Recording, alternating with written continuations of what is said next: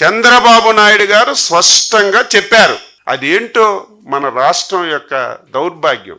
ఆ రోజు రాజశేఖర్ రెడ్డికి కానీ ఈరోజు జగన్మోహన్ రెడ్డి కానీ మన రాష్ట్రం మీద, మన రాష్ట్రంలో ఉన్న దేవుళ్ళ మీద ఒక కక్ష కట్టుకున్నారు. ఎందుకంత పగ? దేవుళ్ళ మీద మీకు ఎందుకంత పగ? అందులో మా రాష్ట్రంలో ఉన్నటువంటి ఏడుకొండలవాడు వెంకటేశ్వర స్వామిని అపవిత్రం చేయాలని ఆ రోజు నుంచి ఈ రోజు వరకు మీరు కంకణం కట్టుకున్నారు. అందులో భాగంగా నీ తండ్రి ముఖ్యమంత్రిగా శాసనసభలో వెంకటేశ్వర స్వామికి 7 కొండలు అవసరం లేదు, 5 కొండలు అని చెప్పి నిండు శాసనసభలో మాట్లాడితే, ఆ సందర్భంలో అపోజిషన్ లీడర్గా నేను వెంకటేశ్వర స్వామికి భక్తుణ్ణి, ఆ ప్రాంతంలో వెంకటేశ్వర స్వామి పాదాల చెందన పెరిగిన వాడిని, వెంకటేశ్వర స్వామికి ఎవరు అపవిత్రం చేసినా సరే ఎవరికి మంచి జరగదు, మేలు జరగదు అని చెప్పి మాట్లాడినటువంటి మాటలు అని చెప్పి తెలియజేస్తున్నాను. దాన్ని వక్రీకరించి నిన్న మాట్లాడాడు. ఇంతెందుకు, రాజశేఖర్ రెడ్డి చావుని ఒక నెల రోజుల ముందే నేను ఇదే ప్లేస్లో పాత్రికేయుల సమావేశంలో చెప్పాను. రాజశేఖర్ రెడ్డి యొక్క మరణంలో అనుమానాలు ఉన్నాయి, ఇందులో జగన్మోహన్ రెడ్డి గారి యొక్క పాత్ర ఉంది అని చెప్పి ఆ రోజు ఉన్నటువంటి కాంగ్రెస్ నాయకులందరూ మాట్లాడారు. ఆ రోజు బొత్స సత్యబాబు గారు కూడా మాట్లాడారు. నేను మాట్లాడితే ఆయన ఏడ్చాడు. ఎందుకు ఏడ్చాడో నాకు ఈ రోజుకి అర్థం కావడం లేదు. నేనేం తప్పు మాట్లాడానా? మీ జగన్మోహన్ రెడ్డి లాగా లేనిది ఉన్నట్టుగా మాట్లాడానా? ఉన్నది వాస్తవం. ఆ రోజు నువ్వు అధ్యక్షుడిగా ఏం మాట్లాడావో అదే నేను ఆ రోజు చెప్తే నువ్వు ఏడ్చావు. ఎందుకు ఏడ్చావు? ఈ రోజుకి సమాధానం లేదు. ఎంత మోసం, దగ, ఎంత కుట్ర, ఎంత దౌర్భాగ్యంగా వ్యవహరిస్తున్నాడు ఎగ్జాంపుల్. ఆ రోజు నువ్వే నా తండ్రి సావుకి రిలయన్స్ గ్రూప్ అధినేత ముఖేష్ అంబానీ గారు అని చెప్పి నువ్వే చెప్పావు. ఆంధ్ర రాష్ట్రంలో ఉన్నటువంటి రిలయన్స్ సంస్థలన్నింటి మీద మీ వాళ్ళందరినీ పంపించి దాడులు చేశావు. ఇది వాస్తవమా కాదా? ప్రజలందరికీ నేను ఈ సందర్భంగా అడుగుతున్నాను. పాత్రికేయులుగా మీరు కూడా ఒకసారి గుర్తుపెట్టుకోవాలి. అచ్చెన్నాయుడు చెప్పింది వాస్తవమా కాదా అని తెలుసుకోవాలి. నువ్వే రిలయన్స్ వాళ్ళ పాత్ర ఉందని చెప్పి దాడులు చేయించి, నానా యాతన చేయించి, నువ్వు అధికారంలోకి వచ్చిన తర్వాత రిలయన్స్ వాళ్ళని మంచిగా చేసుకొని వాళ్ళు చెప్పిన వాళ్ళకి రాజ్యసభ సీట్ ఇచ్చావా లేదని చెప్పి నేను అడుగుతున్నాను. ఇందులో ఎవరి పాత్ర ఉంది? చంద్రబాబు నాయుడు గారికి ఇందులో ఏం సంబంధం? దీనికి కర్మ, కర్త, క్రియ నువ్వే. ఏం జరిగిందో నువ్వే చెప్పాలి. బాధ్యులు ఎవరో నువ్వే చెప్పాలి. దీన్ని వక్రీకరించి మాట్లాడుతున్నావు. ఇక మూడవది, వివేకానంద రెడ్డి హత్య. జగమరిగిన సత్యం. చిన్న పిల్లవాడు గాఢ నిద్రలో ఉండి ఒక్కసారి లేపి వివేకానంద రెడ్డి ఎలాగ చనిపోయాడంటే జగన్మోహన్ రెడ్డి ప్రమేయంతో గొడ్డలతో నరికి నరికి క్రూరంగా చంపారని ప్రతి ఒక్కరూ చెప్తారు. అంతెందుకు, ఇది నేను చెప్పవలసిన అవసరం లేదు, మాకు నువ్వు ఆన్సర్ చేయవలసిన అవసరమే లేదు. సాక్షాత్తు నీ బాబాయి కూతురు 7-10 సంవత్సరాల నుంచి వాళ్ళ తండ్రి ఆత్మకు శాంతి కలగాలని, మా తండ్రి హత్యలో జగన్మోహన్ రెడ్డి ప్రమేయము ఉంది ఉంది ఉంది అని కాలికి బలపం కట్టుకొని ఊరు వాడ దేశం మొత్తం తిరిగి చెప్తుంటే ఆవిడ అడిగినటువంటి ప్రశ్నలకు నువ్వు సమాధానం చెప్పు. మాకు చెప్పవలసిన అవసరం లేదు. కనీసం మేము అడిగిన దానికైనా ఇన్ని రోజులైంది, ఒక్క రోజైనా సరే నువ్వు సమాధానం చెప్పకుండా దీన్ని కూడా నువ్వు చంద్రబాబు నాయుడు గారి ప్రమేయం ఉంది, గొడ్డల పార్టీ ఎందుకు గింజుకుంటున్నావు? గొడ్డల పార్టీ కాదా? సొంత బాబాయిని, అధికారం గురించి నేను ప్రతిసారి చెప్తున్నాను, ముఖ్యమంత్రి పదవి గురించి, అధికారం గురించి తండ్రిని వదలడు, బాబాయిని వదలడు, తల్లిని వదలడు, చెల్లిని వదలడు, చివరికి నీకు ఈ స్థాయికి తీసుకొచ్చినటువంటి కార్యకర్తలను కూడా ఊచకోత కోసి అధికారాలను రావడానికి ప్రయత్నం చేస్తావు తప్ప నీకు ఇంకొక ఆలోచనే ఉండదని చెప్పి తెలియజేస్తున్నాను. దీనికి ఆన్సర్ చేయి. ఈరోజు ఏది చూసుకున్నా సరే ఇందులో మీకు ఒక ఉదాహరణ, సాక్షులు ఉన్నారు. ఎంతమంది ఉన్నారు? వివేకానందరెడ్డి హత్యలో ఉన్నటువంటి సాక్షులను ఒక్కసారి తీసుకుంటే ఒక్కొక్కరిని ఏ విధంగా హతమార్చారో మీ అందరికి కూడా తెలుసు. ఆయన ఒక్క నైజం, పదవి లేకపోతే అన్నీ చేస్తాడు విమర్శలు. 5 సంవత్సరాలు ఏం పీకావు నువ్వు? అపోజిషన్లో ఉన్నప్పుడు నీ తండ్రి హత్య మీద మాట్లాడావు, నీ బాబాయ్ హత్య మీద మాట్లాడావు, నాకు విశాఖపట్నం ఎయిర్పోర్ట్లో కోడి కత్తితో పొడిచారు, చంపడానికి ప్రయత్నం చేశారని సింపతి చేశావు, గులకరాయితో కొట్టించుకున్నావు. ఒక్క రోజైనా సరే నువ్వు ఈ విషయాల మీద మాట్లాడి ఏవైనా సరే చర్యలు తీసుకున్నావని అడుగుతున్నాను. అధికారం లేనప్పుడు మాట్లాడడం, అధికారం వచ్చిన తర్వాత కనీసం దాని గురించి మాట్లాడకపోవడం ఆయన యొక్క నైజం అని చెప్పి తెలియజేస్తున్నాను. ఇష్టానుసారంగా మాట్లాడుతున్నాడు. వంగవీటి రంగా గారిని చంపిన దాంట్లో చంద్రబాబు నాయుడు ఉన్నాడని నేను అడుగుతున్నాను.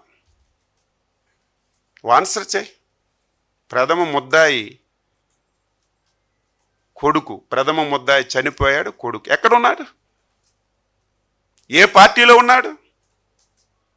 ప్రతిరోజు నువ్వు వారంకి ఒకసారి బెంగళూరు వెళ్ళి వస్తున్నప్పుడు నీకు దిగబెట్టడానికి, ఆహ్వానించడానికి ఎవరు ప్రధానంగా వస్తున్నారు? ఆన్సర్. అంటే ఏది పడితే అది మాట్లాడతామంటే ప్రజలు విశ్వసిస్తారా, నమ్ముతారని చెప్పి నేను అడుగుతున్నాను. ఈరోజు నేను ఏది విడిచిపెట్టం. పూర్వం చాలా తప్పు చేశావు, నువ్వు ఏది మాట్లాడినా సరే మేము దానికి ఆన్సర్ చేయకపోవడం వల్ల చాలా నష్టపోయాం. ఈసారి నేను మళ్ళీ చెప్తున్నాను, నువ్వు చేసిన ప్రతి దానికి ఆన్సర్ చేస్తాం, ప్రజలకి చైతన్యపరుస్తాం. నేను చెప్పిన దాంట్లో ఏదైనా పొరపాటు ఉంటే, ఏదైనా తప్పు ఉంటే ఆన్సర్ చేయమని చెప్పుకోరుతున్నాను. అందులో నువ్వు చేయి. ఆ రోజు ఓకే, నువ్వు చెప్పినట్టుగా వంగవీటి రంగా గారు హత్య జరిగింది, వాళ్ళు ఎక్కడున్నారు? నీకు నీతి నిజాయితీ ఉంటే వాళ్ళని దగ్గర చేర్పించుకోకూడదు, వాళ్ళని నువ్వు పార్టీలో చేర్పించుకొని నీ వెనక తిప్పుకొని ఈరోజు దాన్ని విమర్శిస్తున్నావు. నిన్ను చూస్తే అమాయకంగా మా పార్టీ కార్యకర్తలందరినీ చంపేస్తున్నారు, జైల్లో పెట్టేస్తున్నారు. ఏమయ్యా జగన్మోహన్ రెడ్డి? 73 సంవత్సరాల వయసు, 4 సార్లు ముఖ్యమంత్రి, 4 సార్లు ప్రతిపక్ష నాయకుడు, దేశంలో ప్రతి ఒక్కడు గర్వించదగినటువంటి నాయకుడు.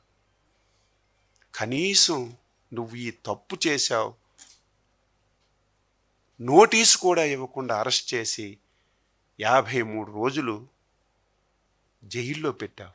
ఆన్సర్. అంతెందుకు, నేనేం తప్పు చేశాను? తెలుగుదేశం పార్టీకి, చంద్రబాబు నాయుడికి నమ్మి బలంగా నువ్వు చేసిన తప్పులు ఎండగట్టడమే నేను చేసిన తప్ప. ఆ రోజు సర్జరీ చేసుకుంటే 700-800 కిలోమీటర్లు నన్ను నరకయాతన చూసి 83 రోజులు జైల్లో పెట్టావు. పోనీ మమ్మల్ని పార్టీ పరంగా నువ్వు హింస పెట్టావు. నీ ఫ్యాను గుర్తు మీద గెలిచినటువంటి రఘురామరాజును కూడా చిత్రహింసలు చేసి, కస్టోడియల్ టార్చర్ చేసి ఆయన్ని జైల్లోనే చంపాలని ప్రయత్నం చేశావు. ఆ రోజు భగవంతుడి దయ, అందరి దయతో హైకోర్టు, సుప్రీంకోర్టు, మిలిటరీ హాస్పిటల్స్ అన్నీ యాక్టివేట్ అయ్యారు కాబట్టే ఆ రోజు రఘురామరాజు బతికాడు తప్ప, లేకపోతే రఘురామరాజు బతికే పరిస్థితి లేదు. ఏ ఒక్కరిని వదిలేవు. ఈరోజు గగ్గోలు పెడుతున్నాం, మా నాయకుల మీద కేసు ఎవరి మీద పెట్టారు? మా నుంచి కూడా, మా కార్యకర్తల నుంచి కూడా చాలా ప్రజలు వస్తున్నా సరే ముఖ్యమంత్రి గారు ఒకటే మాట, హింసకి హింస ప్రతి సమాధానం కాదు, చర్యకు ప్రతి చర్య సమాధానం కాదు. ప్రజల్ని చైతన్యపరుద్దాం, 10 కార్యక్రమాలు మంచివి చేసి ప్రజల్లో అభిమానం పొందుతాం తప్ప వాళ్ళలాగా మనం చేస్తే బాగోదని 2 సంవత్సరాలుగా ఎక్కడ కూడా ఎటువంటి కార్యక్రమాలు లేకుండా ప్రశాంతంగా ముందుకు తీసుకెళ్తున్న విషయాన్ని ఒకసారి మీ అందరికి కూడా గుర్తు చేస్తున్నాను. సోషల్ మీడియా గురించి మాట్లాడాడు. ఏమండి, మీరు ఆన్సర్ చేయాలి కదా, ప్రశ్నలు వేయాలి కదా. సోషల్ మీడియా గురించి మాట్లాడే నైతిక హక్కు ఆ వ్యక్తికి ఉందా? ఎవరిని వదిలావు? ఏ ఒక్కరినైనా వదిలేవా సోషల్ మీడియాలో? జడ్జీలను వదలలేదు, రాజకీయ పార్టీలను వదలలేదు, రాజకీయ నాయకులను వదలలేదు. ఎంతెందుకు? నీకు జన్మనిచ్చినటువంటి నీ తల్లిని వదలలేదు, నీతో రక్తం పంచుకున్నటువంటి నీ చెల్లిని వదలలేదు. ఏ ఒక్కరిని కూడా సోషల్ మీడియాలో వదలకుండా నరక యాతన చూపించినటువంటి నువ్వు సోషల్ మీడియా గురించి మాట్లాడుతున్నావు. పాపం రంగనాయకమ్మ ఏం పెట్టింది? ఒక పోస్ట్ ఫార్వర్డ్ చేస్తే ఆవిడికి ఎంత హింస పెట్టారు. సీనియర్ జర్నలిస్టులకు ఇబ్బంది పెట్టారు. విశాఖపట్నంలో ఒక ఆయనకి కర్నూలు వాళ్ళకి తీసుకెళ్ళి మొత్తం తిప్పితే గుండెపోటు వచ్చి చనిపోయారు. 5 సంవత్సరాల్లో నువ్వు చేసినటువంటి అరాచకాలు ఇంత అంతా కాదు. ఏ ఒక్కరిని వదలలేదు.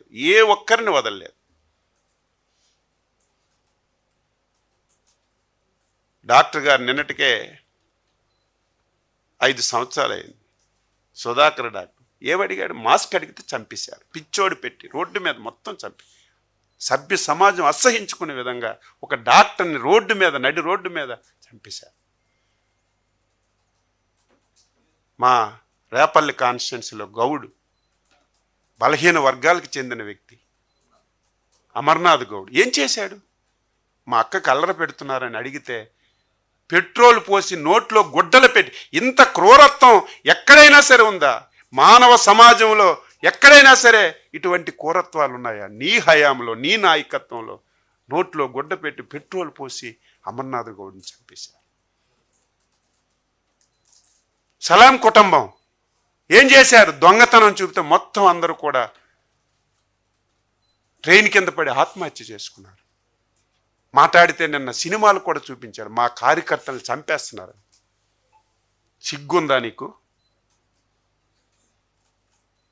5 సంవత్సరాలు కోత కోచావు.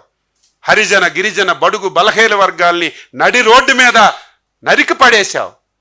నందం సుబ్బయ్య ఏం చేశాడు?